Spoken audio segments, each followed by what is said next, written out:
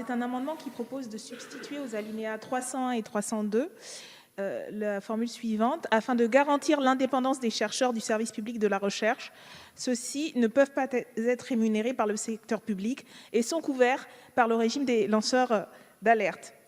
Le projet de loi prévoit en effet d'élargir les possibilités pour les agents publics de créer ou de participer à une entreprise, ainsi que les possibilités de cumul d'activités à temps partiel des personnels des établissements publics de la recherche, en particulier dans les entreprises. Madame la ministre, vous-même annonciez en juillet 2018 un plan national pour la science ouverte qui rend notamment obligatoire l'accès ouvert pour les publications et pour les données issues de la recherche financées sur projet. Ce plan met également en place un comité pour la science ouverte. Vous indiquiez que, je cite, « la science est un bien commun que nous devons partager le plus largement possible. Le rôle des pouvoirs publics est de rétablir la fonction initiale de la science comme facteur d'enrichissement collectif ». Comment comprendre alors les diverses mesures de ce projet de loi qui visent à multiplier les liens entre la recherche publique et les entreprises, alors que le principe de la science ouverte entre en contradiction avec des règles en vigueur dans les entreprises privées qui, elles, sont soucieuses plutôt d'appliquer des secrets des affaires.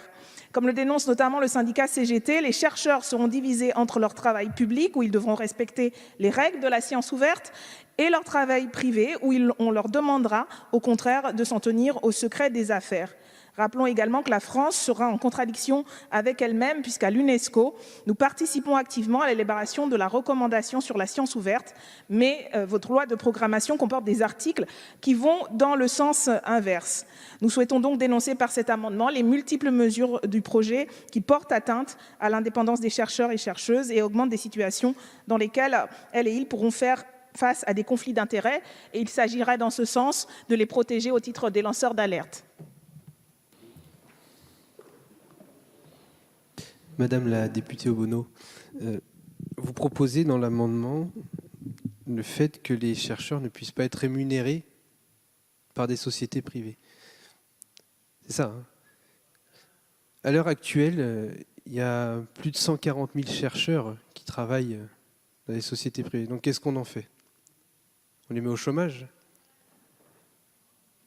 Entre 2002 et 2010, l'emploi des chercheurs dans le privé a augmenté de 47%. Donc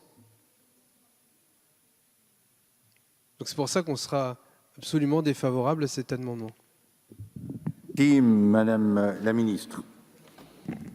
Merci, Monsieur le Président. Je voulais aussi continuer à rassurer, si besoin, Madame Obono, pour lui dire que, bien sûr, les enseignants-chercheurs, les chercheurs sont tout à fait dans le champ de la législation applicable aux lanceurs d'alerte. Merci, Madame Obono.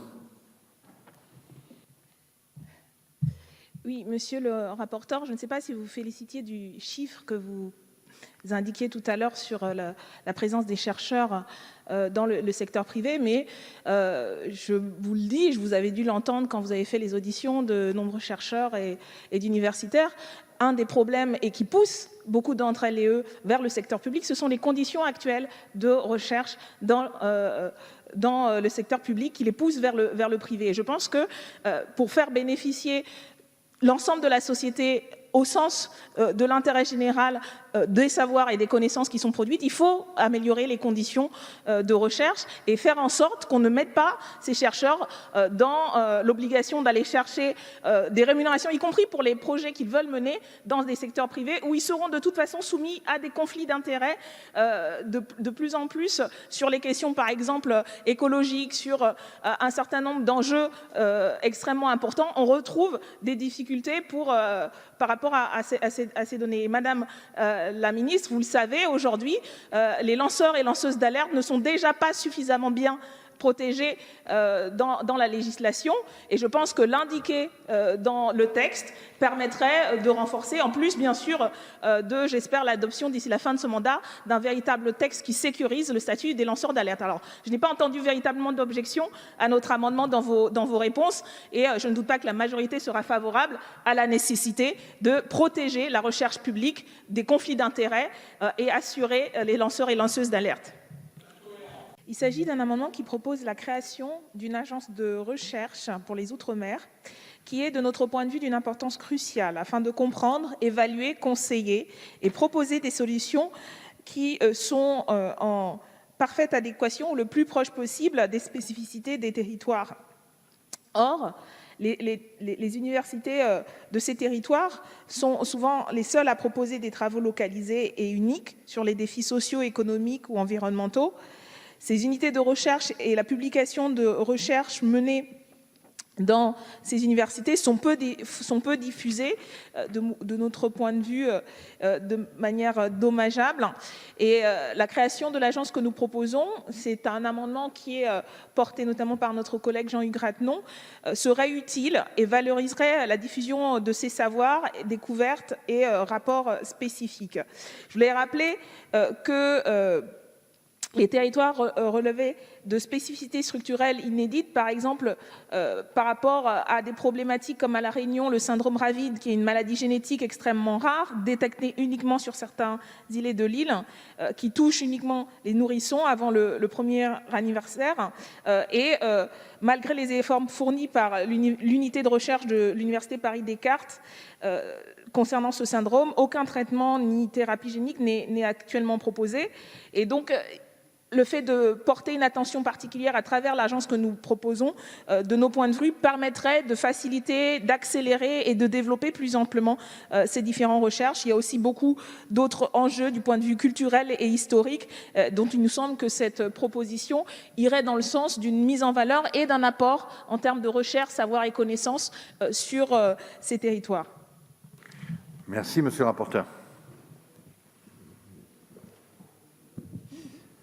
Madame la députée Obono, je connais le travail que fait le député Ratenon sur le sujet. Et on a d'ailleurs discuté au détour de la délégation Outre-mer. Mais ce que je voudrais formuler comme observation, c'est qu'on a déjà des institutions majeures qui existent et qui font un travail remarquable sur la spécificité des Outre-mer. Donc, je pense à l'Institut de recherche et développement, mais aussi au CNRS, qui mène des recherches sur ces sujets.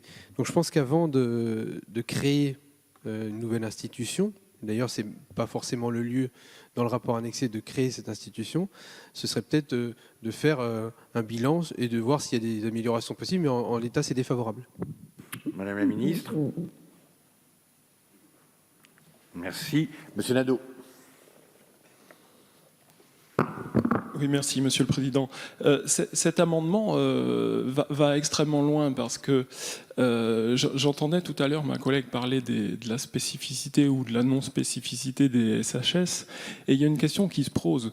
À travers la loi de programmation de la recherche, on renforce le côté jacobin et centralisateur de la recherche en France. On aura les vitrines à travers le campus Condorcet pour les sciences humaines et sociales, et puis le campus Saclay pour les autres. Et la question qui se pose, c'est que si pour les sciences dites dures, un modèle jacobin peut s'entendre, il y a un vrai questionnement pour les sciences humaines et sociales.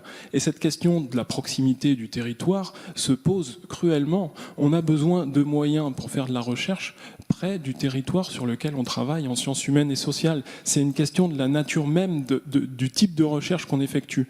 Et donc cette question d'une agence nationale de la recherche pour les Outre-mer est vraiment à expérimenter pour les Outre-mer, et si ça fonctionne, ensuite pour tout le territoire métropolitain, parce qu'il y a un réel besoin de ce côté-là. Merci, Madame Obono.